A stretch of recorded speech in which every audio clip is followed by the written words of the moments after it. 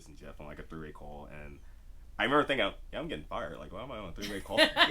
What did I do? We need to have HR on this. Yeah. I was like, why is this happening? And they said, hey, New Japan sent us a list of people they want from the Tokyo Dome, and you were on the list. They want to bring you to the Tokyo Dome. And I was just like, oh, that's like just sitting there. Also, because it's pro wrestling, you have a moment of thinking like, this is a rib. Yes, exactly. Hey everyone, it's me, Veda Scott. We're back again for Drawing Power. That is the name of the show. So far, I'm not 100% married to the name yet. I was just about to say I love the name. You like the name? Yeah, I like the name a lot. Good. Yeah. I've been surveying people to see if they like the name. I like the logo, but I think we're going to keep it. We're going to stick with it. But anyway, today we have, so first of all, we're like rocking back and forth because we're on a cruise, but I have Cheeseburger here. And it is important to note that we're on a cruise because that will be part of this. Mm-hmm. I wanted to have the window open to see the water, but it's just blinding sun. Yeah. So you'll have to trust us by the waves. But we're on a cruise. But anyway, the premise of this whole thing is we're gonna just do some coloring, do some drawing. Mm-hmm. We'll chat for let's see. Let me put a little clock on just in case. Because the thing is, I can't give you all day to draw a picture. Right. Yeah. But let's see. Prompt wise. Okay. Because I we narrow it down a little bit. I'm super excited for this. Okay. Let's do someone who I know has been very influential in your career, and we'll talk about this. Can we draw Jushin Thunder Liger? Oh, I do. Oh, as soon as you start that, I was can we do it? I will do my best. So you don't have to fully conceal it, but we will reveal at the end. Okay. But yeah, so we've got the crayons in here. We'll start going, but we're going to just have a little chat. Okay. So, again, for those of you who don't know, Cheeseburger and we've known each other your entire career and my entire career, too. Yeah. We started training together about the same time. You're one class before me? I think I was one class before you at what was, at the time, the ROH dojo. Mm-hmm. But now is the Worldwide dojo, which I was going to say you don't own the building unless the school is doing a lot better than I anticipated. But you don't own the building, but you have the same space of the old Ring of Honor school, and now you run a training school there. Mm-hmm. Tell me about this process. How did this happen?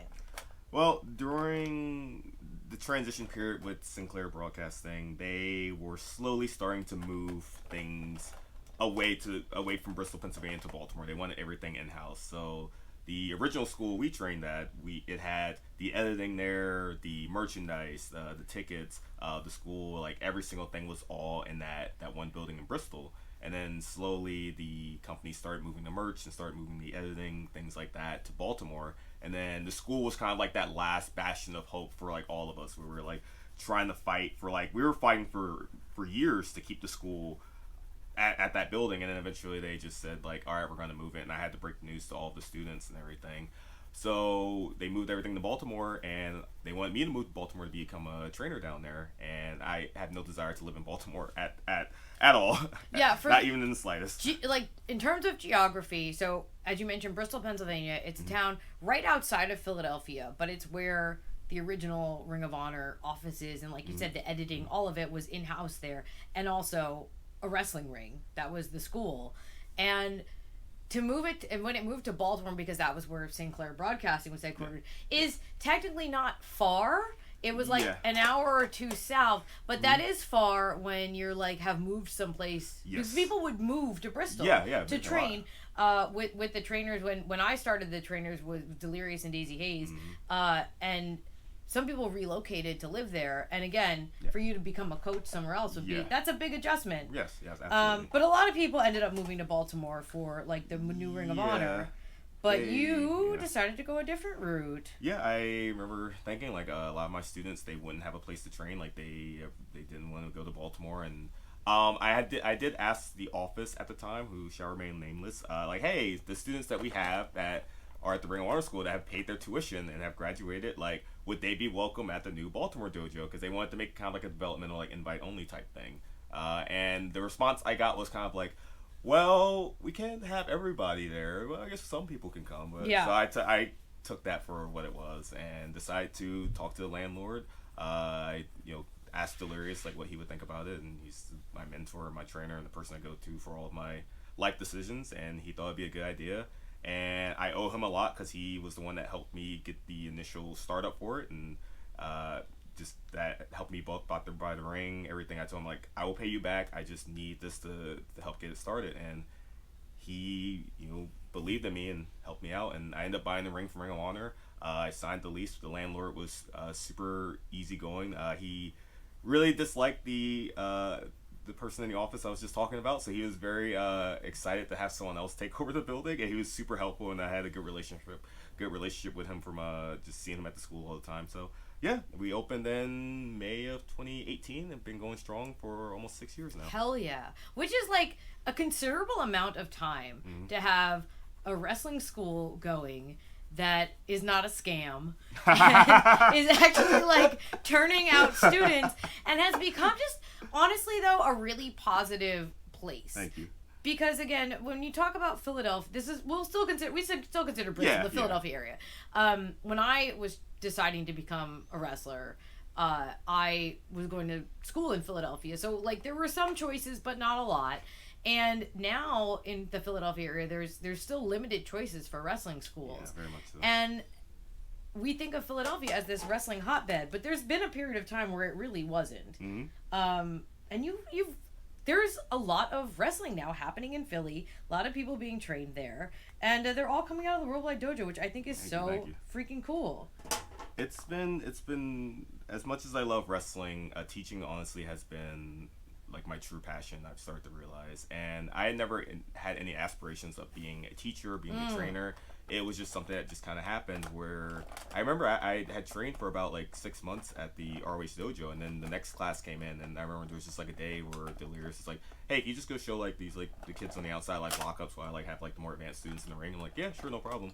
And then it just became, over time, he started trusting me with more and more responsibilities, and then eventually it would be, hey, I'm going to be late for class. Can you get people started with the warm-ups and the rolls and everything?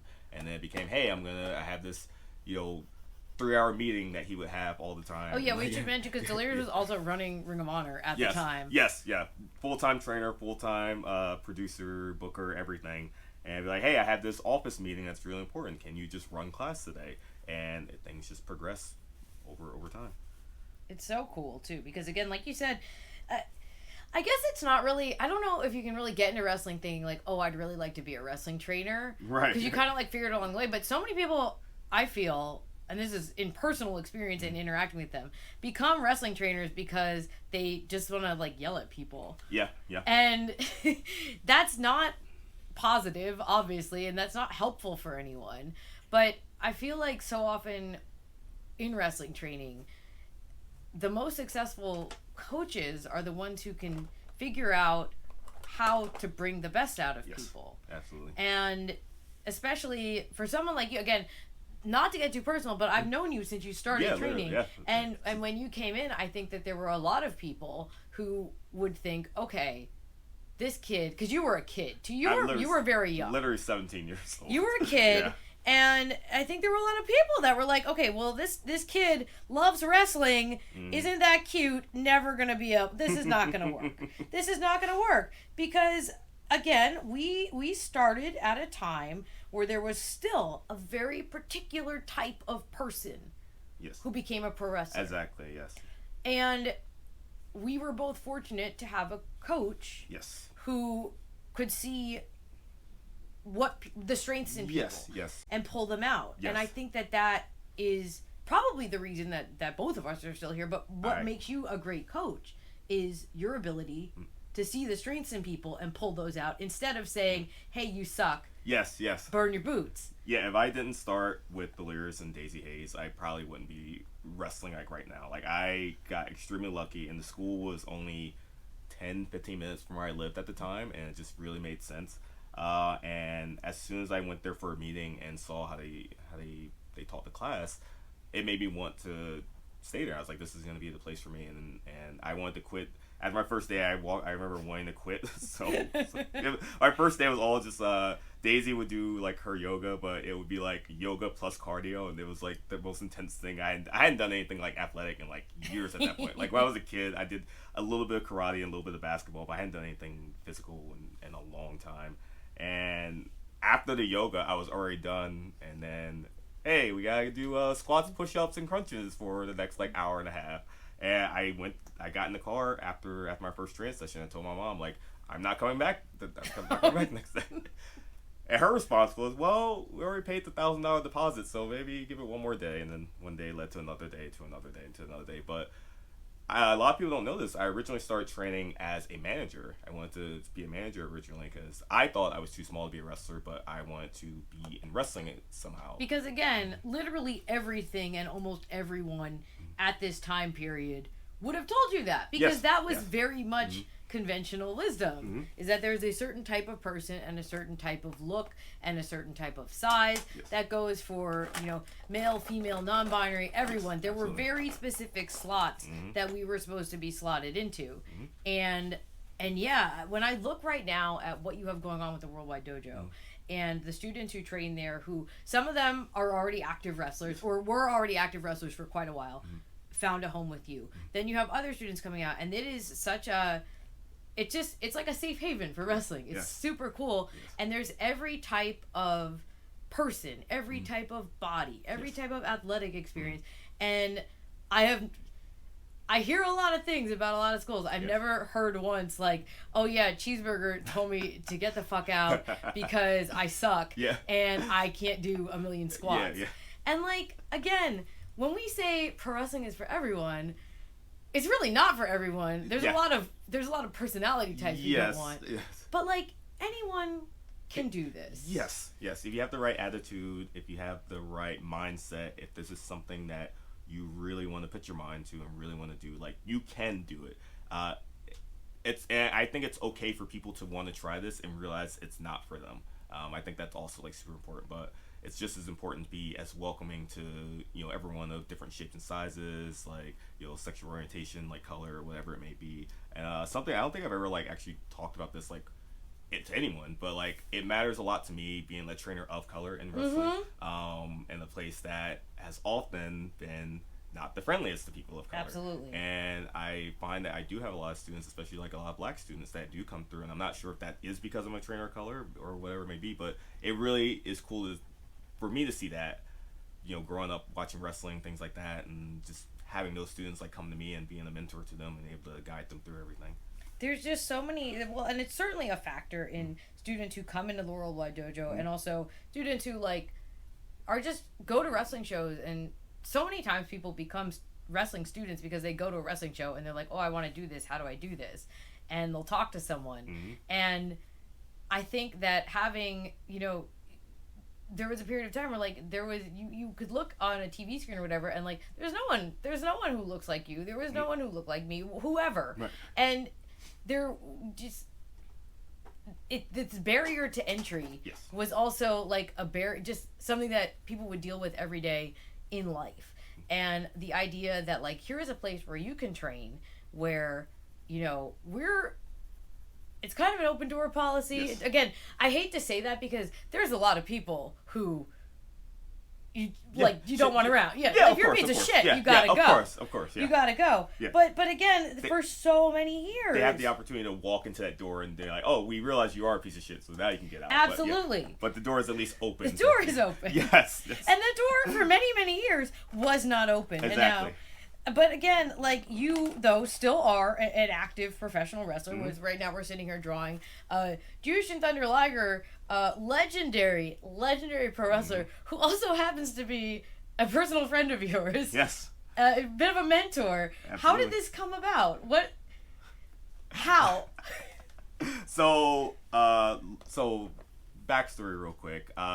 Jushin Liger is my favorite wrestler of all time. He wasn't always my favorite wrestler, but once I discovered Japanese wrestling, he became my favorite. The first match I ever saw from Japan was just randomly on YouTube.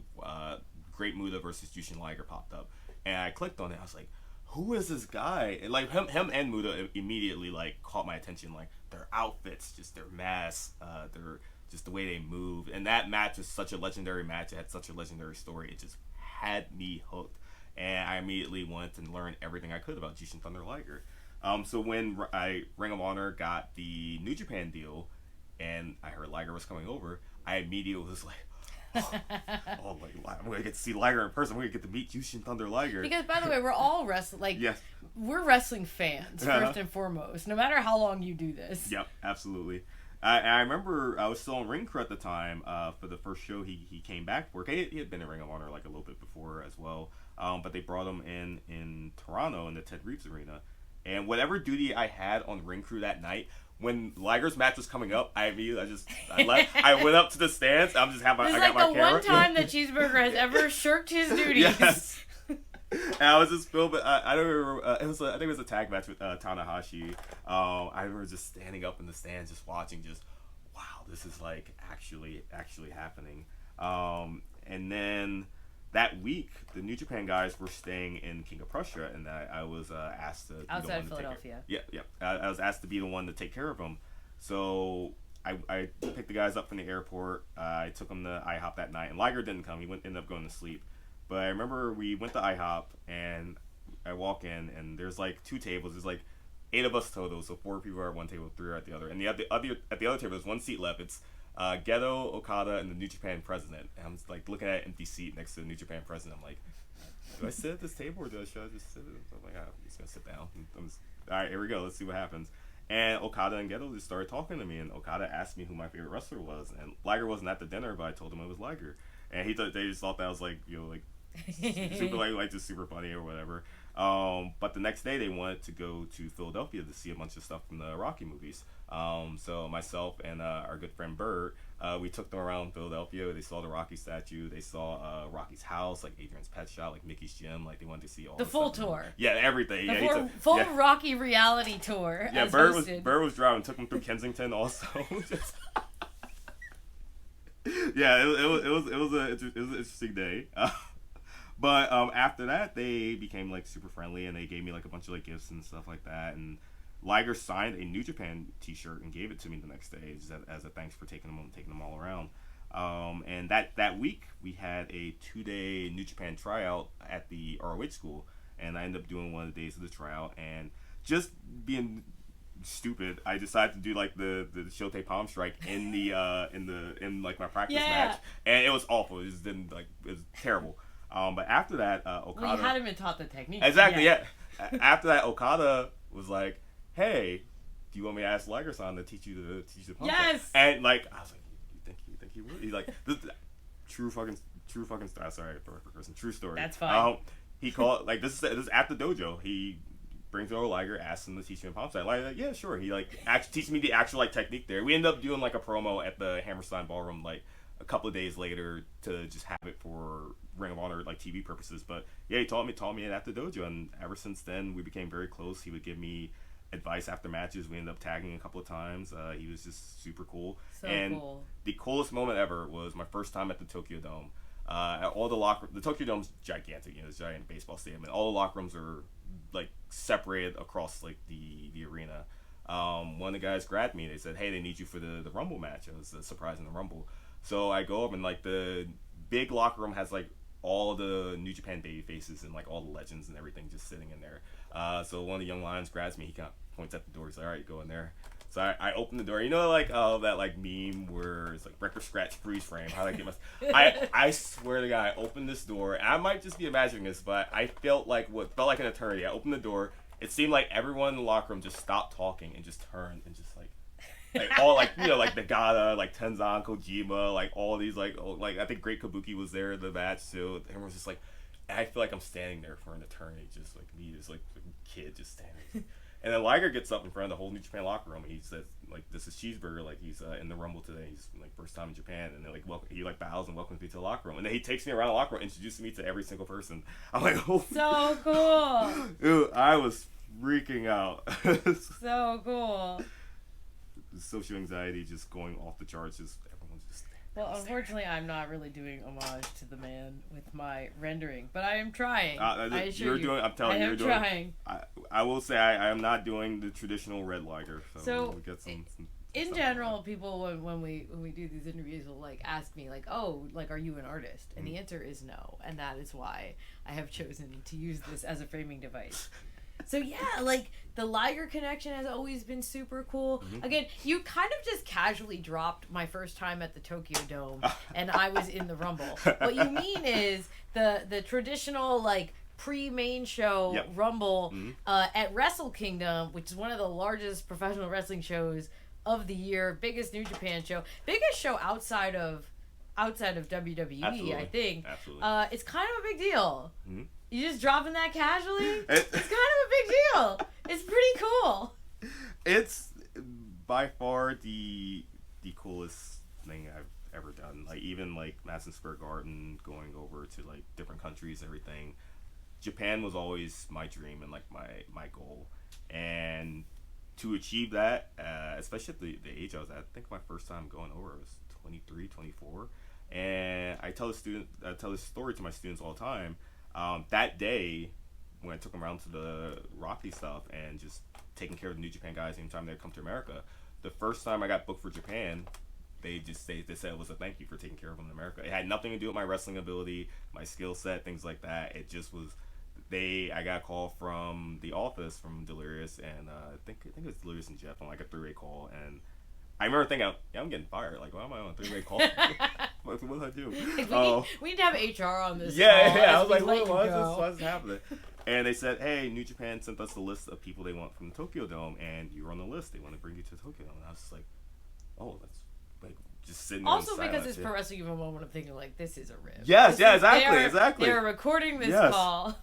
And I asked them like why, and they were like, they said because he's a nice guy, he took care of us, and I ended up being a surprise in the Rumble, and I came out and the fans were like, who's this Cheeseburger guy? It's like skinny black kid, like what is this?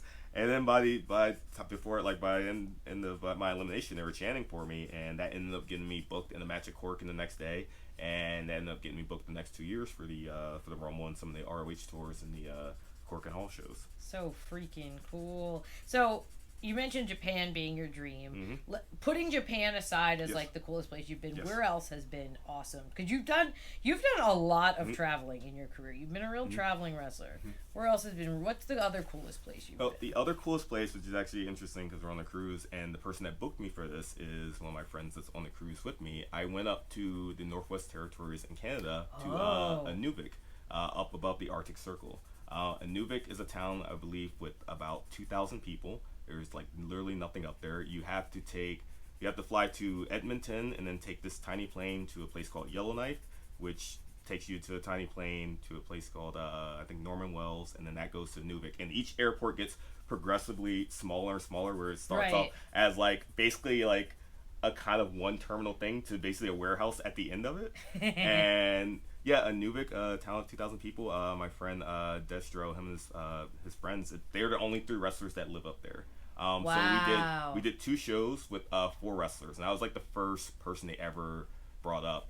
And they have just the 3 of them. They got trained by this guy from Edmonton, kind of gave them a crash course on wrestling, and then they just started their own wrestling company. Hell yeah. So I think, but when I was up there in 2022, between the 3 of them, all of them had about 10 matches only with each other because they were just the only. There's no one else, up there. So it was the 4 of us. So we did the first show. We did a tag match. We all went to the back. 2 of the guys did a singles match. They went to the back, and then me and Des did a singles match for the title at the end. And we had one referee who was the referee that also the bell ringer, grabbed the gear, and the ring announcer at the same time. Perfect. I love it. And so we did 2 shows. We did Inuvik, which is about 2,000 people, and then we went an hour up to Inuit reservation. I think Tuktoyaktuk. I might be butchering their name. That has about 900 people, and it's just a reservation with nothing there. And we did a show up there, and for the people there, and that was right on the Arctic Ocean. And I also had whale blubber, Muktuk, while I was up there. It's absolutely fantastic. What is that like? The whale blubber? Not bad. How do you eat it? What is the delivery system? It's actually in like these very small cubes. Like it's like cup in like very tiny cubes. Okay, I can kind of visualize that. Yeah, very tiny cubes, like toothpicks, and it was not as chewy as I thought it would be. It was actually like, it didn't really have flavor. I was expecting like a very strong fishy taste, but it was actually like very mild and like not very chewy. But Muktuk up there is one of their customs. Also, dried fish is like a big custom up there. But there's this small shack called Grandma's Kitchen that was literally sits right on the Arctic Ocean in this reservation, and this old lady that's been there probably for like 35 years, maybe longer. The famous Grandma of Tuck, as they call her. She sold like burgers up there, and I swear to you, I had probably the best burger of my life in this small town. Like, for like $5, like 5 Canadian. Like she like made this like burger, and it was absolutely amazing. So freaking cool. Yeah, that was wild. That was a wild trip. It was just cool seeing like such a different culture. From not just Inuit, but seeing like the native reservation, like how they live and like their customs. And one of their wrestlers up there who wrestles as Nolar Bear. I ended up wrestling him for the title the second day. They put the title on me the first day, and then I lost it. That's a pretty common thing in like a small tour. Yeah. But Nolar Bear, he was explaining like he still like hunts and like fishes and things like that, and like all like the traditional customs, and he wrestles in like the mucklucks, like the moccasins and everything. He was explaining to me like his culture and everything. So getting to learn about that was like super cool. And meanwhile, they're like building a little wrestling community too. Yes. Which like we again are used to. Again, we're from like the Philadelphia area, where there's a lot of wrestling. Like there's a history of pro wrestling. Yes. Or just even in the United States, there's pro wrestling everywhere. But there are so many communities around the world where there is no wrestling scene, but people want to be pro wrestlers. So literally, the only thing they can do is do it themselves, and those are so inspirational and cool to see. So we got whale blubber, we got Grandma's Burgers. I know you're a big ramen fan. Yes. I know that. So are you basically like you want to try whatever wherever you go? Yes, absolutely. Anything else very interesting? I'll let you wrap up soon because it looks like this might be coming together. But what else What food wise? What else we got? Because you are a food named person. The other probably weirdest thing I've had besides whale blubber was raw horse in Japan. Oh, okay. I've known other people who tried that. Yeah, that was I've heard it's really good cooked. I wasn't a big fan of the raw variety. It was just extremely chewy. Right. It's like most of the flavor came from like just like the sauce, like dip it in. Okay. But like it was, everyone. But you'll try. I'll try whatever. You'll try whatever. I'm happy to try whatever. That's always the one I bring up to people that they're like, oh, like raw horse. Raw horse. Yeah. That and the blubber. All right. Are you ready to reveal your drawing? Or yes, I am. Because I feel like ending it on raw horse doesn't get better than that. Okay, so I'll show mine off first. Okay, and I will put up a picture of the real Mr. Liger. And apologies. So okay. So I tried to do the red gear. Then I couldn't remember where all the other colors were. Yeah. I remember I'm like, okay, the points on the mask and the hair, that's important. The teeth kind of, but I don't know what's going on here. I don't know what's happening here. And then he's wearing like overalls or something for some reason. I just noticed he has 6 fingers on his left hand, which is new. But yeah, I got some of the points, but I really don't think that this is... if you showed this to someone and you're like, this is a Japanese masked professional wrestler, maybe. That's really good. If you narrow it down, what do you got? Okay, I didn't want to fumble around looking for like the red and like yellow markers or the crayons, and so you have them. So I was like, let me pick a couple of different colors and give me a multicolored liger. He has had a couple of different sets. I realized very quickly that I forgot to give him hair. I don't know how I forgot that. Okay. I kind of remember his gear from memory. I remember the horns. I know it's like a big jewel in the center of his like. My jewel's a little off. Yeah. I know he has a couple of different masks with different teeth, and I remember this one. The teeth I remember, and like the triangular type eyes. Although yours are way more accurate. And then the triangles on the yes, the gear. With the white. It's like the white with the colors in there. I drew squares for some reason. I don't know why.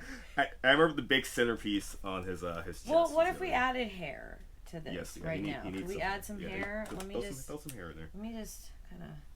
Got that.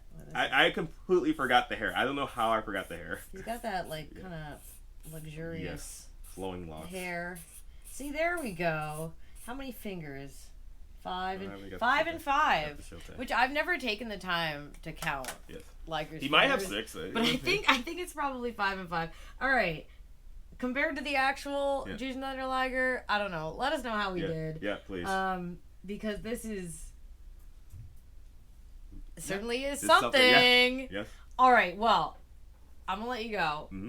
But this has been very insightful. Thank you for sitting down with me, and thank you awesome. for writing your art. You gotta sign it though. Okay. Please sign the art so that we have it, and let people know where they can find Cheeseburger. You can find me on Instagram at worldfamouscb.